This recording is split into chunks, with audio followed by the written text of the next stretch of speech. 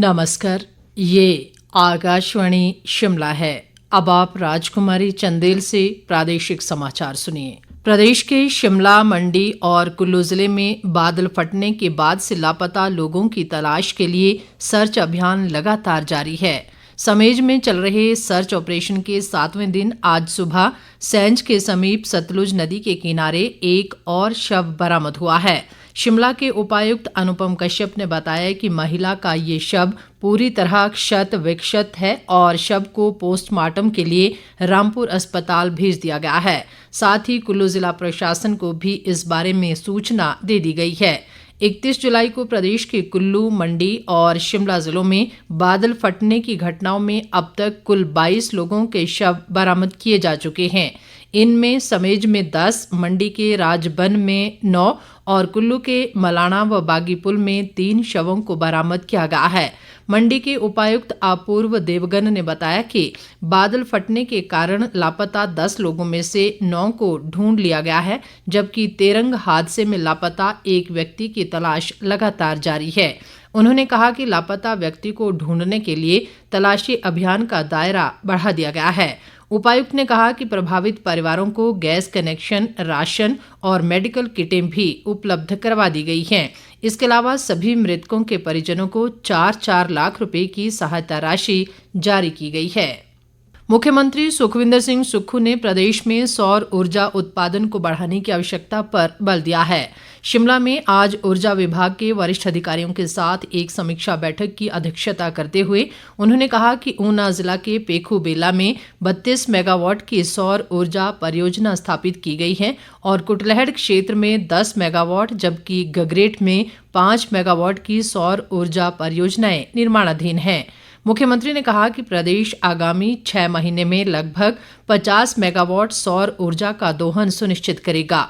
उन्होंने अधिकारियों को सौर ऊर्जा परियोजनाओं के कार्य में तेजी लाने और समयबद्ध पूर्ण करने के साथ साथ नई परियोजनाओं के लिए स्थान चिन्हित करने के निर्देश दिए। राज्यपाल शिव प्रताप शुक्ल ने कहा है कि शिक्षा बच्चों के व्यक्तित्व का निर्माण करती है और युवा देश का भविष्य निर्धारित करते हैं।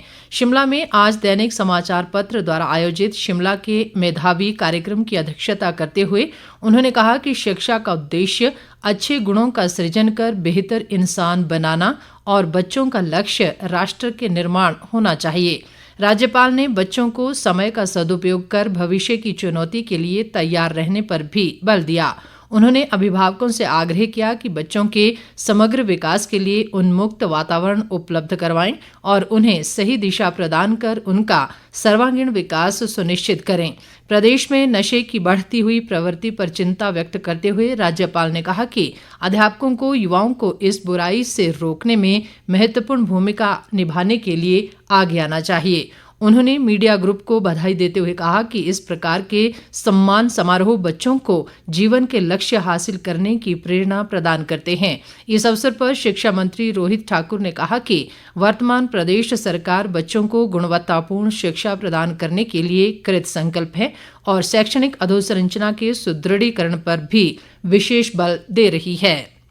उद्योग मंत्री हर्षवर्धन चौहान ने कहा है कि प्रदेश सरकार 30% भाग पर मेडिकल डिवाइस पार्क बनाएगी और बाकी जमीन को बाजार के दामों पर बेचकर ग्रीन इंडस्ट्री व जेनेरिक मेडिसिन को प्रोत्साहन दिया जाएगा। आज शिमला में उन्होंने कहा कि मेडिकल डिवाइस पार्क बनाने से पूर्व भाजपा सरकार ने हिमाचल के हितों की अनदेखी की।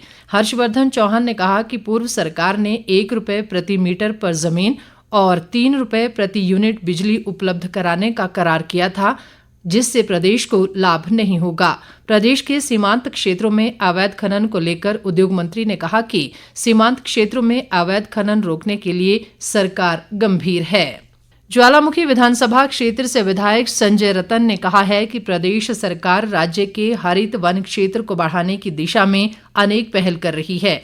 ज्वालामुखी क्षेत्र के सलिहार में आज वन महोत्सव कार्यक्रम में बतौर मुख्य अतिथि शिरकत करते हुए उन्होंने लोगों से अधिक पौधे लगाने का आह्वान किया। संजय रतन ने कहा कि पर्यावरण संरक्षण में पौधरोपण का विशेष महत्व है और वन मंडल देहरा में 300 हेक्टेयर भूमि पर 2,50,000 पौधे लगाए जाएंगे।